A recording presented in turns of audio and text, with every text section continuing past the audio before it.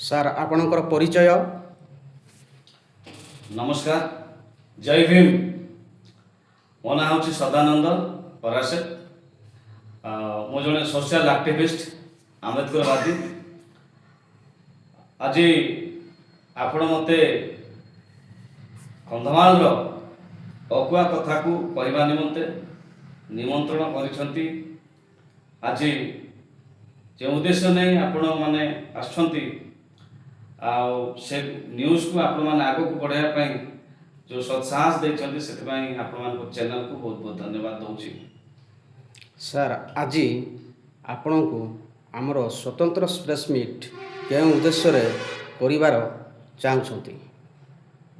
देखो आपण माने देखिथिबे सुनिथिबे कि किछि दिन हबो सोशल मीडिया रे घुरी बोलुछि कंधमाल जिला फुलबाणी पेंजी साहिर रेहान बेहरा मृत्यु घटना।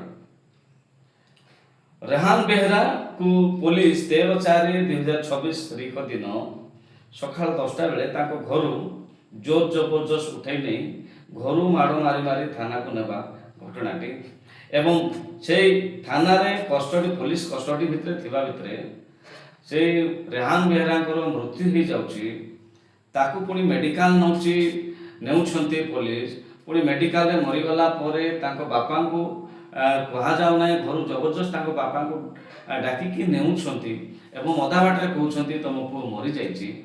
आज्ञा आम प्रश्न करूचु प्रशासन आम शत्रु नुह प्रशासन को आम सम्मान दौचु से सब साहस से जो आज माने माने साहस बांधिक अच्छु सुरक्षित भाव में अच्छु किंतु प्रश्न उठुची बाड़ जो क्षत खाऊची ये किए सुरक्षित जदि कंधमाल जिलार एससी एसटी ओबीसी लोक कि जनरल लोक समस्ते कंधमाल जो मैंने बास कर कौन पशुहीन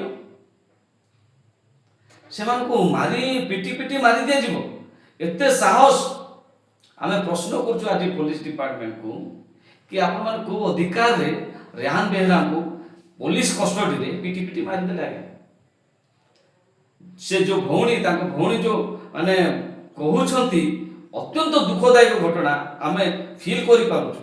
मुझे पुलिस भाई को पचारुछि जदि आपण मानकर भाई को कि आपण मानकर रिलेटिव को जदि एभली पुलिस कस्टडी रे थाई पिटी पिटी मारी दिया जीवो आपण मान ह कहबे आगे यार जवाब आम मागू सरकार को अनुरोध करुछि आपण मान माध्यम रे ओडिशा सरकार किंबा केंद्र सरकार को जड़े दलित युवक को पुलिस हेफाजत को नहीं पिटी पिटी मारी देछि यार अरे पूरा संपूर्ण भाव में तथ्य सीबीआई को दिया जीवो एवं सीबीआई माध्यम रे खोलताड़ करा जीवो एवं जो माने दोषी से माने दंड पाइबार आवश्यकता अछि।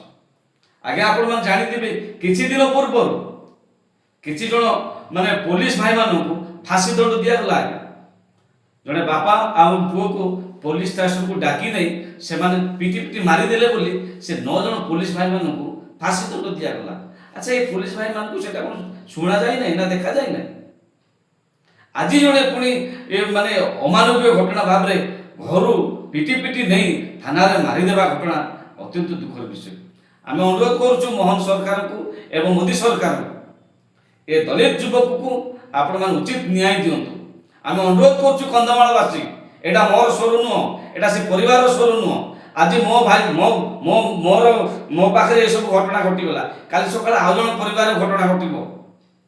आज प्रश्न उठुची कंधमालवासी आज प्रश्न उठौछु आम कंधमालवासी सुरक्षित नु काहे सुरक्षित नु जदि पुलिस हमको पिटी पिटी मारिबो आज्ञा ताले हम केते सुरक्षित कहतु आम सुरक्षित ना आम सरकार को अनुरोध करछु आम सुरक्षित रे हमर राइट्स अछि हमर अधिकार हम बचिया पई चाहछु कौन सी संवैधानिक अधिकार नहीं पुलिस पिटिबार कौन सी संवैधानिक अधिकार नहीं पिटी पिटी मारी देबा आपण को साहस रे मार देले आम सहज छाड़िबो नाही।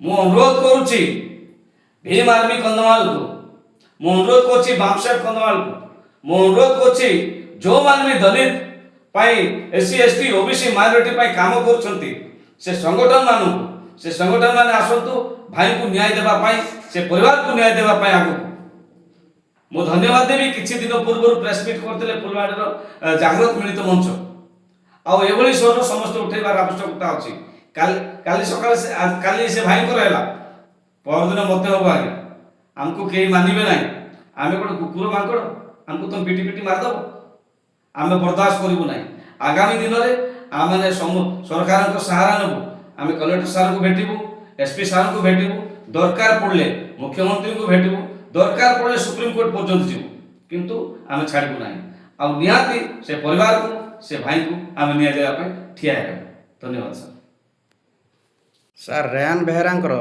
ମୃତ୍ୟୁ ମେଡିକାଲରେ ହେଇଛି ନା ପୁଲିସ ଷ୍ଟେସନରେ ହେଇଛି?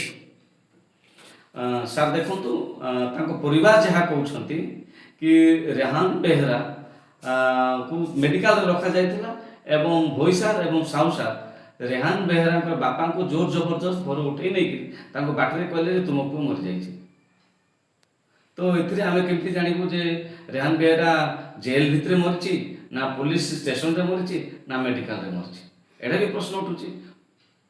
ଆଚ୍ଛା ତାଙ୍କ ପରିବାର ଲୋକେ ସବୁ ମରିଥିବାଟା କେଉଁଠି ଦେଖିଛନ୍ତି? ମେଡିକାଲରେ ଦେଖିଛନ୍ତି ସାର୍। ମେଡିକାଲରେ ଦେଖିଛନ୍ତି। ଆଜ୍ଞା। ହେଲେ ପୁଲିସ ମାରିକି ମାନେ ମରେଇ ଦେଇଛନ୍ତି ବାଡ଼ାପିଟା କରିକି ନା ଏମିତି ନର୍ମାଲ କ'ଣ ହେଇକି ମରିଛି ବୋଲି ତାଙ୍କ ଘର ଲୋକ କହୁଛନ୍ତି?